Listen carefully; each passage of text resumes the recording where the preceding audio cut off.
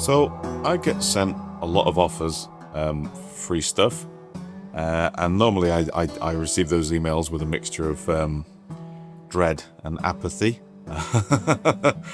It's kind of just more stuff to go on the pile of stuff that's in a pile already. But this time feels a little bit different. This time feels This time feels a little bit special because I've been sent something which is like a preview pack for the new game designed by, the headline names on it are GAV, THORPE and Andy Chambers, which if you're, in your late 30s like me and like small little toy models and war games, then you probably know those names fairly well. And what's also exciting / also terrifying is that I know absolutely nothing about what I've been sent. I've got a box of miniatures, I've got a blank rulebook, well, a rulebook without a cover. The cover's blank, the rulebook is actually... We're going to look at what they've sent me. I'm going to probably paint up some miniatures real fast. We're going to find out what Andy Chambers and Gav Thorpe and that company I can't remember the name of are cooking up for us.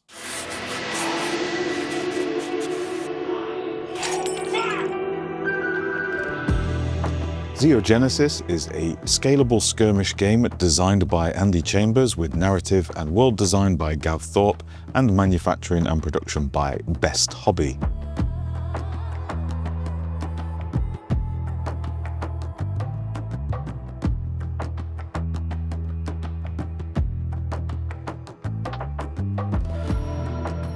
And it's a game about whack-off big mechs, super troopers, Mr. Handies, and some very, very good boys.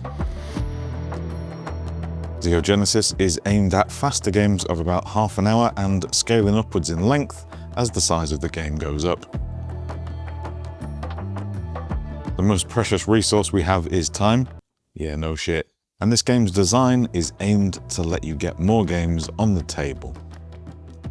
Oh, and it's a D10 game. Now that is what I'm talking about right there. And I do realise that I'm reading this off a brief sheet that this came with, which you might think is lazy.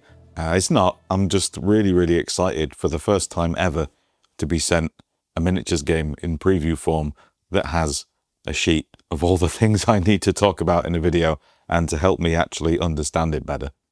So often I get sent stuff and it's just the unfinished starter box with a massive 400-page rulebook, and nowhere on the branding or the rulebook or on the box or anywhere does it give me a simple breakdown to justify the existence of why this thing is in front of me. So that's nice. Thank you for that. Anyway, ZEO Genesis has its roots in the feeling of the golden wave of late 80s and early 90s manga as it came to the West. Okay, now I'm interested. Appleseed, Maddox, Ghost in the Shell. Mr. Andrew Chamberlain, if you wanted to get into my trousers, all you had to do was ask, but this is much preferred. You know, now that I look at these guys, they say it's based on the feeling of late 80s anime, but I think they're just being kind of diplomatic with their wording so that people don't think it's locked into like a one-trick pony anime routine. But these motherfuckers is definitely built for some pat labor, you know what I'm saying? You know what I mean? Yeah, it's not a bad thing. In fact, it's some of my favorite things. And these guys are pure Voton's scope dog looking fellas. And I mean, even the name, like ZEO Genesis, it's very,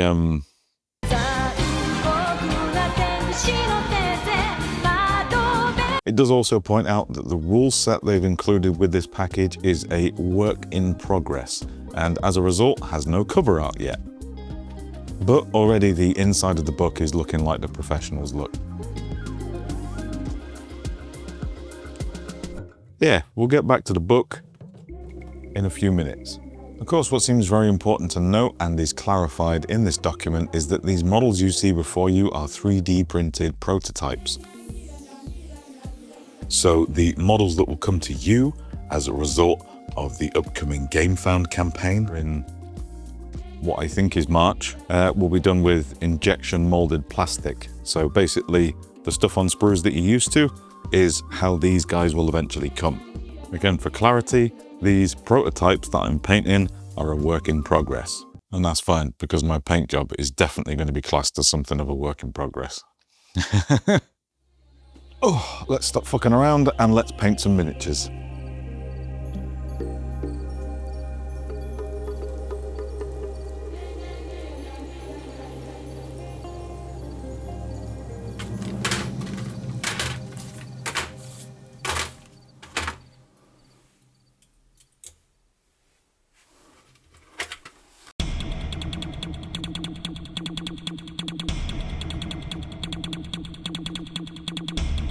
So in the box we have a selection of stuff, 2 warbands, and the 2 warbands contain a number of ZEOs. Yeah, the ZEO actually means something in the name. This is a ZEO, and these 2 guys who may or may not be patrolling and labouring are also ZEOs, I think. Given the warband arrangement in this teaser set, the Guard Corps and the Pact, I will assume that this ZEO, the big fat thick one, is worth more than these 2 ZEOs, meaning he's probably an absolute belt sander in a fight. One side I'm going to paint with a funky camouflage pattern, and the other side I'm potentially going to intentionally paint yellow. I have no real reason or justification for doing so. Watch your dear viewer, so I'm just taking a moment to interrupt proceedings by letting you know, if you want to support MS Paints, the best way to do that is by joining our community on Patreon. We like to cover niche projects where we can and shine a light on lesser known oddities of the tabletop world and cover subjects other than how hard Games Workshop is fucking people over their hobby desks. You'll get to join a top-notch little community, and everything put into that Patreon goes directly back into keeping this channel running. Thank you very much, and back to the video. I was only joking about the Games Workshop hobby desk thing. I've seen the state of your hobby desks. There's no room for that sort of thing on those hobby desks. So here we go with the Guard Corps first, or Guard Corps, Guard Corps. I'm starting with a base coat of 2 thin coats Gung Ho Green, which is a nice colour, but also it's a little bit yogurty in its consistency, so 2 thin coats at a minimum is going to be on this guy.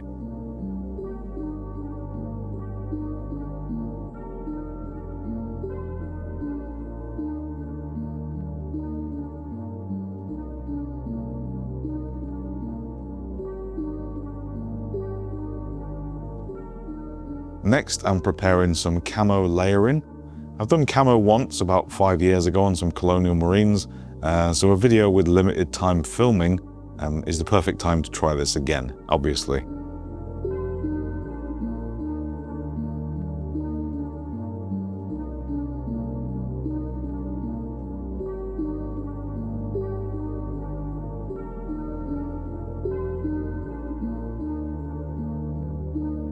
We've got a whole host of military-friendly colours here, and we're essentially just going to draw a load of little lines. Line by line by line by line by line. The important thing here is to not let everything overlap, but also try to give it the appearance of that it's totally overlapped. Depending on what colours you use and using thin layers, overlapping can obviously cause the layer's opacity to double, which, you know, crossing the streams and all that can give you a look that you probably might not be going for. But keep dropping on those lines by lines by lines. Mix up the direction if you're a braver human than me. And you could probably also do this in that early noughties Arctic roll camouflage I remember everyone having too. Anyway, once that's done, it's time to talk about my new favourite thing in the world, at least my new favourite thing in the world for the next 5 minutes. So with that initial base coat on, I say base coat, all that convoluted crap I didn't need to do, I'm now going to hit it with my new favourite universal wash in the world, and probably my first ever actual universal wash, which is not my recipe. The way I introduced that sounded like I'd invented something. I've not invented anything. Although I am working on a new flavor of slap chop. Suggestions down in the comments what I call that new kind of slap chop. What the fuck was I talking about? Oh yeah. So yeah, I have taken, I believe the original recipe is by Sonic Sledgehammer? Sonic Sledgehammer, yep. And basically it's based on a wash, apparently, that the old Forge World team used to use when management were like, yo, we need this entire thing doing for tomorrow, can you do it? And then they would just basically just slap this wash on. And when everything was grouped together, everything looked completely fine. And he's recreated that wash as closely as possible, I think, using new ingredients. So I emptied a whole bottle of Lamian Medium into a dropper bottle. A whole bottle of the new Shrinkflation Reichland Flesh Shade into a dropper bottle. And not pictured, I dumped an old bottle, which is apparently the same as the new stuff, Army Paint Dark Tone. I think there is a link to the video down below, so you can double check that. I did have a couple of bottles of Dark Tone, and I've never really used them. I used them a few times, and then they were just kind of like gloppy, glossy, sludgy shit on my models. Which is a shame, because strong tone and light tone are okay. Dark tone was just really gloopy and glossy. Which I suppose is what the Lamian Medium also does. It's doing multiple things in the concoction. But yeah, it's taking that glossy shit away. And I've tried it on some Bushido models, and it looked great. I'm going to try it on these, and because it's on camera, it's probably going to look dog shit, so let's see how we do.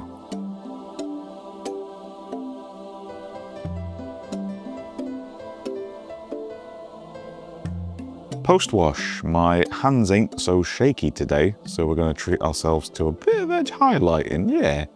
Plus these Pat Labor guys are pretty fucking huge, so it's not especially going to be tough to do. And maybe on this other guy, I'll try some dry brushing on those edges, which is, it's all right, but I am risking covering up the camo paintwork and desaturating it a little bit. And honestly, I didn't actually think about that until just now. So we're gonna go back and we're gonna edge everything. I have backed myself into a corner there, which is fine. And yeah, these guys I like very much.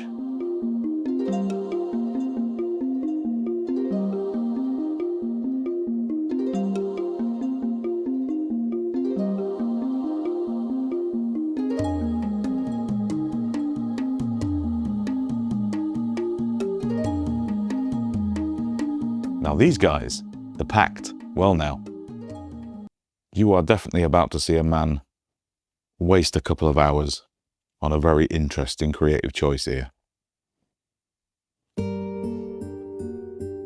For some reason, I thought I'd go with yellow, blue, and white on these guys. Yeah, you know, I'm sure there's something resembling an idea in here. I like the yellow I'm working with. Not gonna lie, I like the blue too. I just don't like anything I've done with any of it though. I think I'm gonna stop there with the painting and move on to more stuff about the game. I can revisit this mess when I make the follow-up video in a month's time.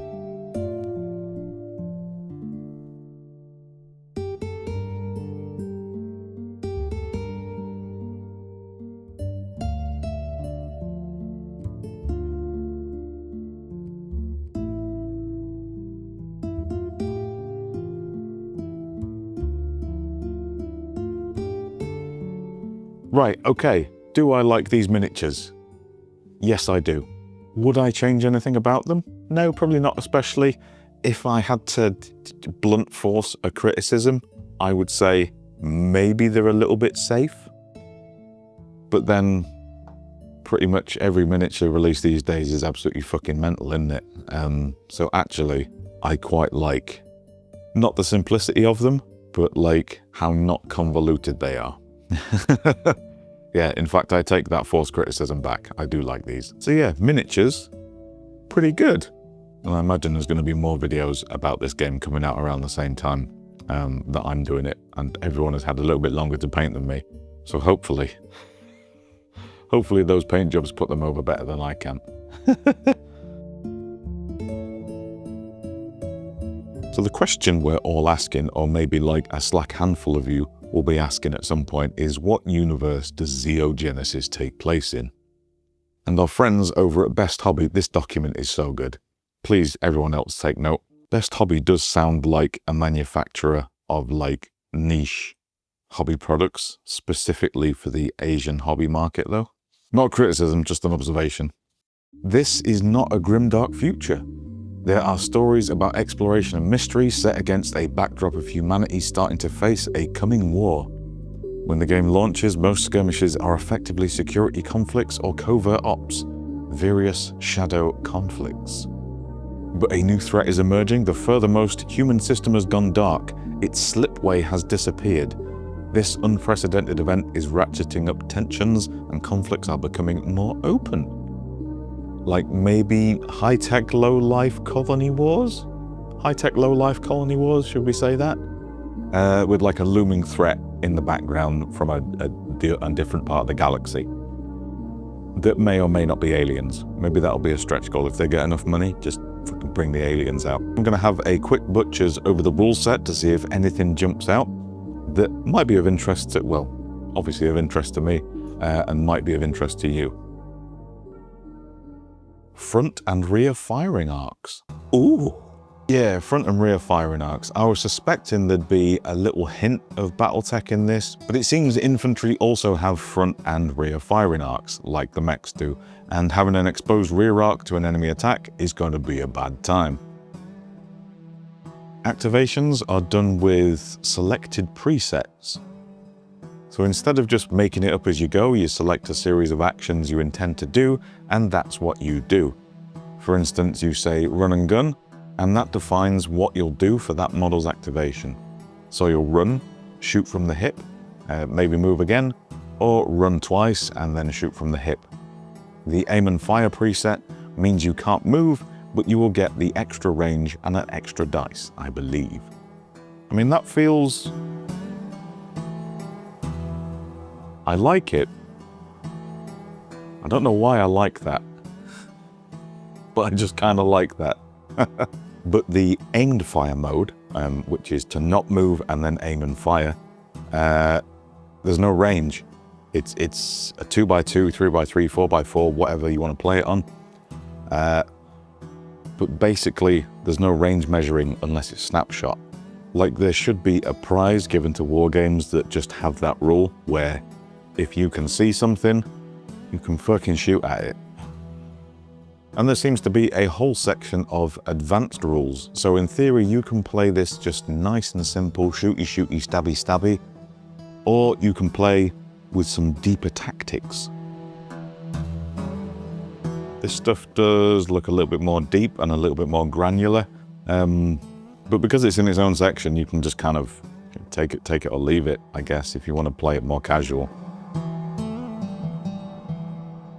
Yeah, stuff like unit cohesion and morale, targeting locks, special weapons, artillery strikes, securing structures, deployable structures, and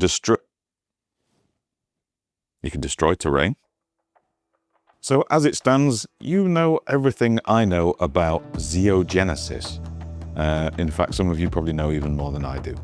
But if you do want to know more, head to zeogenesis.com, where you can find a set of these rules that I've been having a glance over, and you can find the warband character lists, and really, you can just go and play it now. If you want to, you can just, yeah, there's everything I have here, apart from the models, obviously. Everything I have here, you can just go and play the game. And of course, you can follow the upcoming campaign in the link down below, which is too long for me to spell out, but it is in the link in the description and in the pinned comment.